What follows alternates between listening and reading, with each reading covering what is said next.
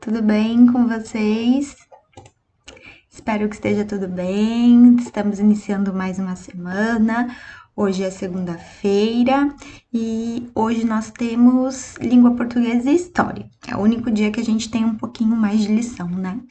E aí nós vamos fazer de língua portuguesa as páginas 19, 20 e 21. E depois nós vamos fazer história. Eu trouxe aqui as páginas de língua portuguesa para a gente conversar um pouquinho. Essa semana tá bem fácil, a maior parte é sobre interpretação de texto e a gente vai falar só um pouquinho de pronome quando chegar aqui na número 8 para a gente tirar algumas dúvidas, tá? Então a gente começa a página 19 com um conto, né? Que é o nosso gênero textual dessa semana.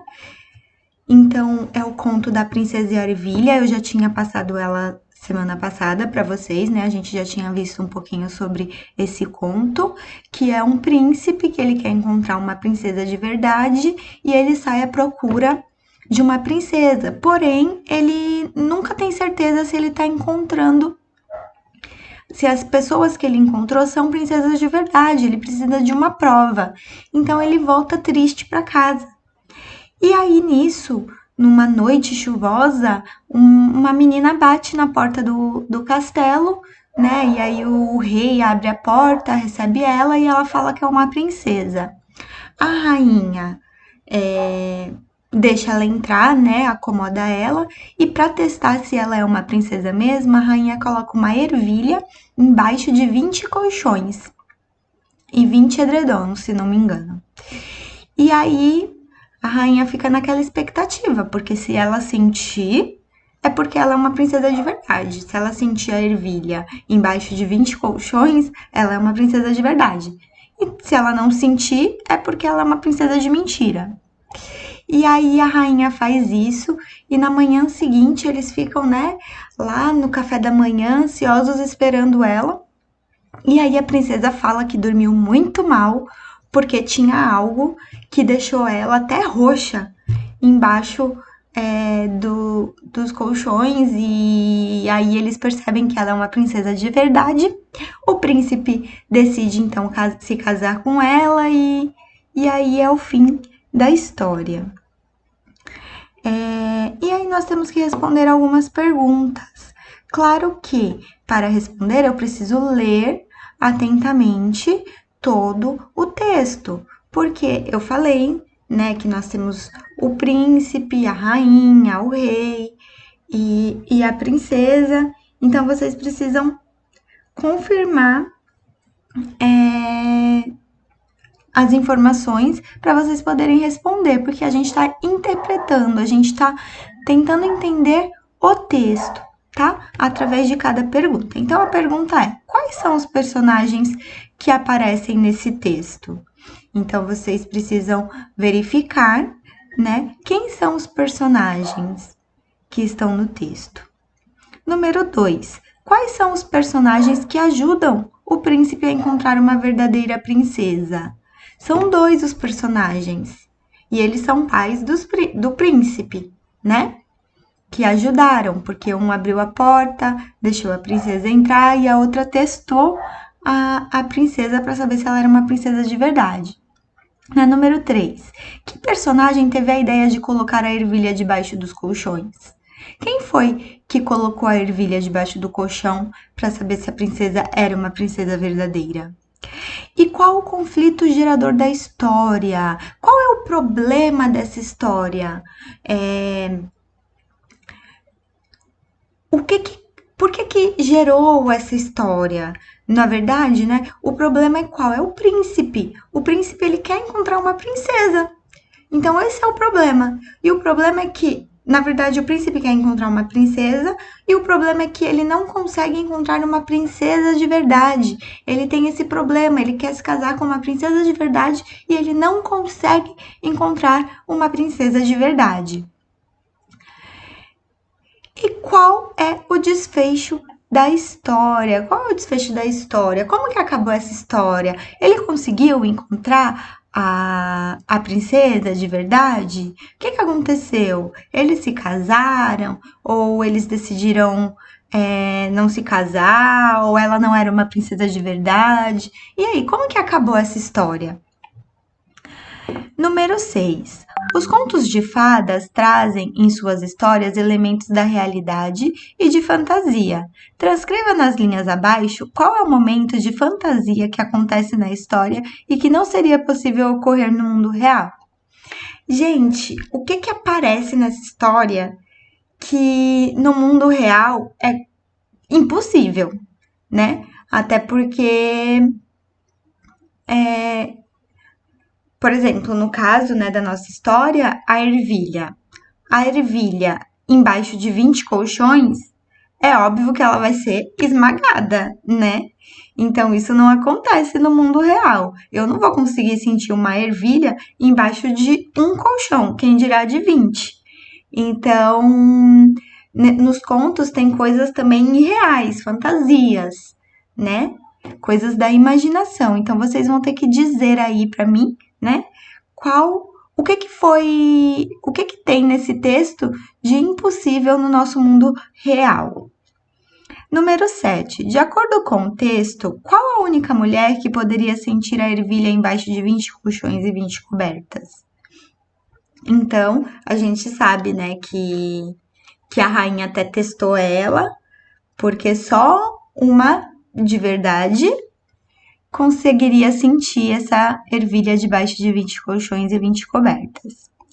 Aí vamos para o número 8. Leia o trecho. Era uma vez um príncipe que queria desposar, queria se casar com uma princesa, mas uma princesa verdadeira. Assim, deu a volta ao mundo para encontrar uma e, na realidade, não faltavam princesas. O que ele nunca podia assegurar era que se tratasse de verdadeiras princesas. Então, aqui a gente tem essa palavra ele sublinhada. E ele eu tô falando de quem? Eu tô falando do príncipe. Quando eu falo ele, deixa eu pegar meu lápis aqui, né? Que é melhor. Quando eu falo ele, nesse caso, eu tô falando do príncipe, ok? E aí a gente vai lembrar um pouquinho do que é pronome. Eu trouxe aqui para vocês um pequeno slide só para a gente lembrar o que é pronome. Gente, pronomes, existem vários tipos de pronomes. Hoje a gente vai falar sobre pronome pessoal. O que é um pronome? É toda palavra que substitui ou pode substituir um nome ou um substantivo. No caso lá, primeiro a gente falou do príncipe, e embaixo, quando estava sublinhado ele era o príncipe, né? A palavra ele estava substituindo a palavra príncipe. Então, um pronome é isso. E aí, eu trouxe aqui alguns exemplos, ó. Onde está o livro? Alguém viu o livro? O livro está aqui. Eu preciso sempre repetir a palavra livro? Não, eu não preciso repetir. Eu posso usar um pronome. E aí, pode ficar assim, ó. Onde está o livro? Alguém ouviu, tá? Não é viu ele tá errado, tá? É alguém ouviu. E aí, ó, ele estava aqui. Então, eu usei a palavra ele para substituir a palavra livro, para não ficar repetindo toda hora. O livro, meu livro, cadê o livro? Né? Eu não preciso toda hora falar o substantivo, né? Lembra que substantivo é toda palavra que dá nome a alguma coisa ou a alguém. Então, livro é um nome que inventaram para uma coisa que tem coisas escritas dentro, certo? Então, o nome disso é livro. E livro, a palavra livro é um substantivo, porque dá nome a essa coisa, né? Então, vamos lá. E aí, nós vamos falar sobre pronomes pessoais do caso reto, tá, galera? Existem vários tipos de pronomes, mas hoje a gente vai falar só sobre o reto. Então, existe o singular e o plural. Quem lembra o que é singular e plural?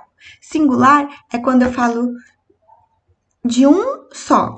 Plural é quando eu falo de dois ou mais. E o que é isso de primeira, segunda e terceira pessoa?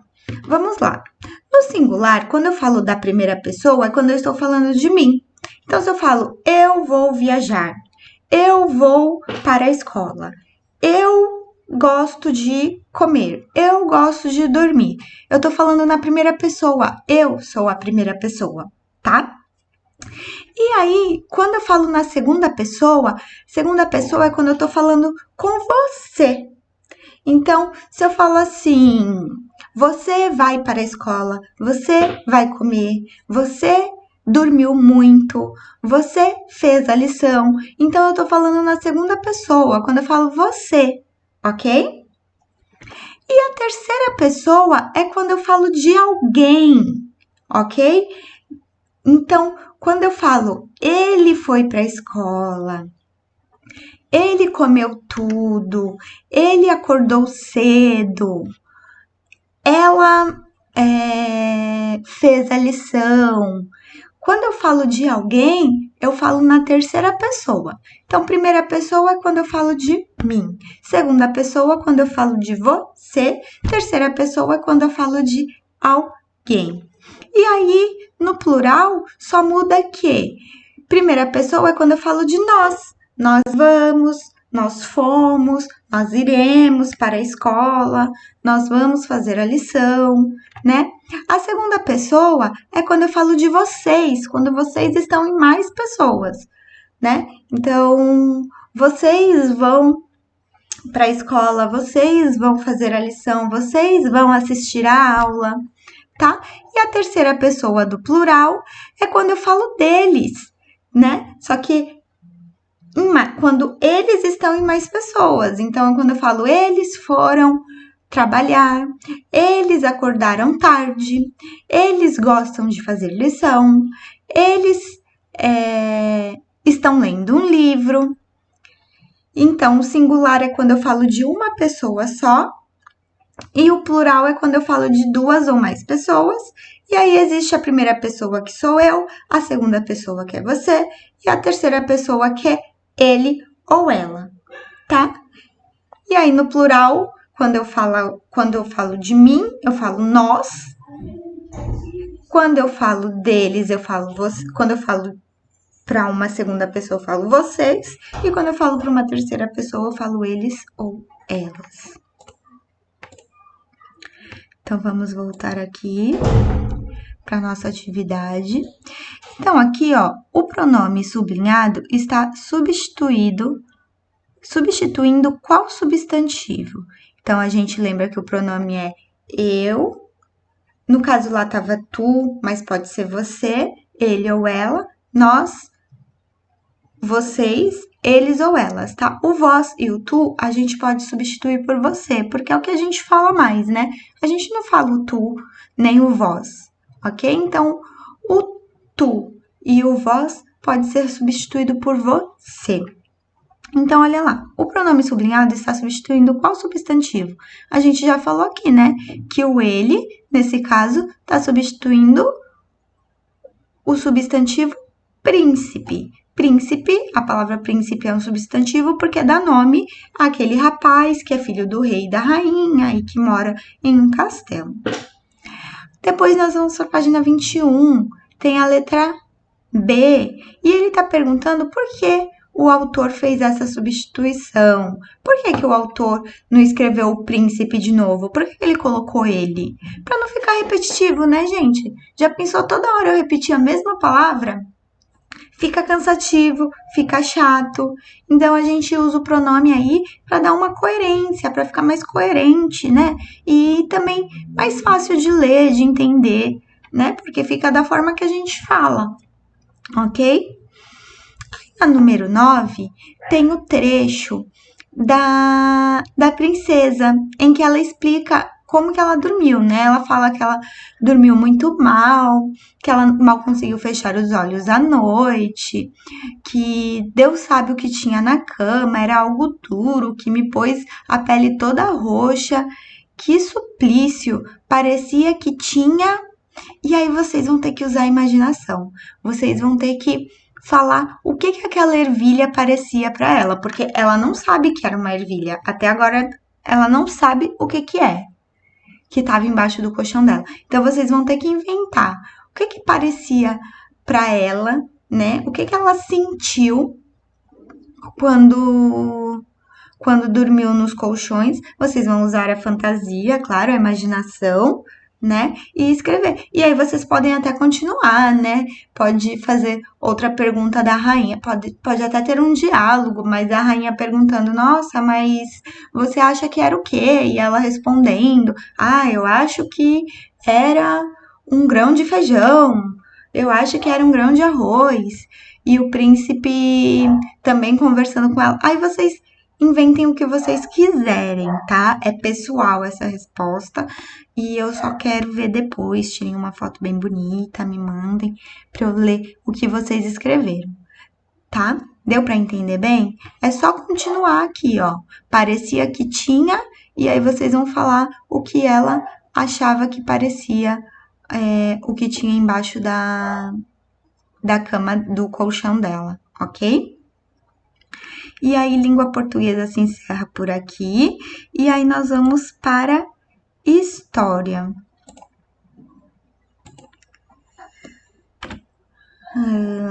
História é no caderno, tá, pessoal? Não precisa copiar o texto, copiem só as questões e respondam, tá bom?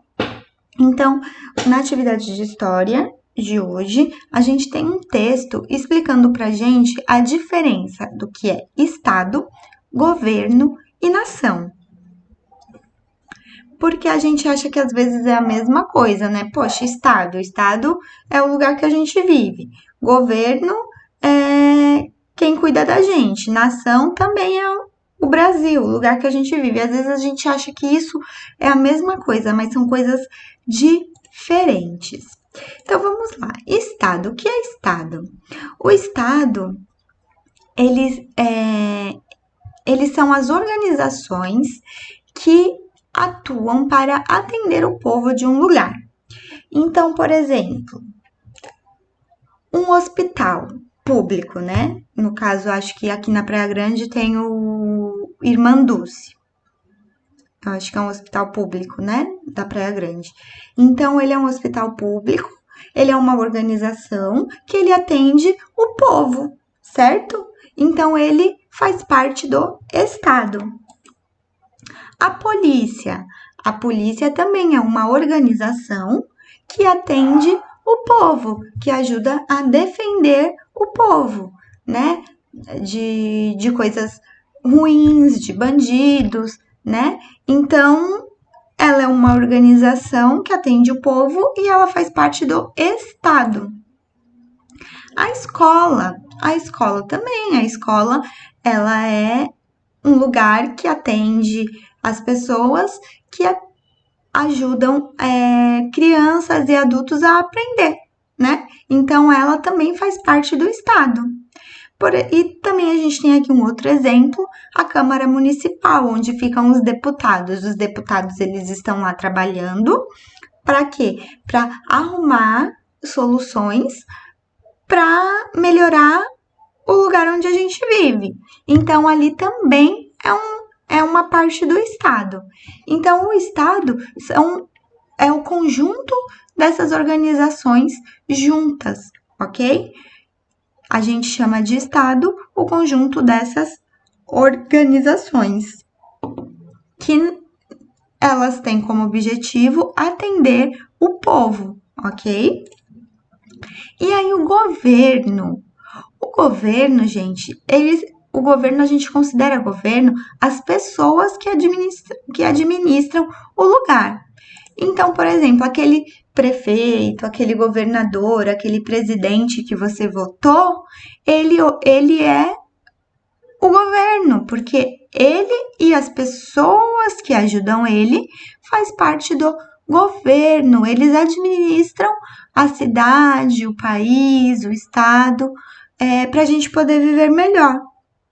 Ok? Então, o governo são as pessoas que administram. O Estado são as organizações, né? São as organizações que existem para atender o povo, e o governo são as pessoas que administram o lugar. E por último, a nação. A nação somos nós, somos o povo, né? E os nossos costumes. Então, olha lá, eu trouxe até aqui duas imagens, né? O povo brasileiro unido lá, torcendo no futebol, que é uma paixão brasileira. O povo no carnaval também, dançando, se divertindo. Então, são os costumes, somos nós, o povo. Isso é a nação, ok? E aí, tá bem fácil, tá bem simples, vem as questões da atividade de história. E aí a primeira questão é: o que é Estado? São mecanismos de controle político de um governo que rege determinado território, é um dos maiores símbolos de uma nação, são transitórios e apresentam diferentes formas que variam de um lugar para o outro. Né? Então a gente conversou que são as organizações. As organizações são mecanismos políticos que trabalham, né, num território, num lugar, ok? Na número 2, o que é governo? Né? Lembrando que a gente falou que governo são as pessoas que administram um território, são aquelas pessoas que a gente votou, então ele é transitório, ele pode mudar, né? Geralmente a cada 4 anos, se você quiser, né? Se a população votar e quiser mudar, a população muda, né? Então o governo é isso, ele é transitório. Então, vamos lá. O que é governo? O conjunto de instituições públicas que representam, organizam e atendem os anseios da população que habita o seu território.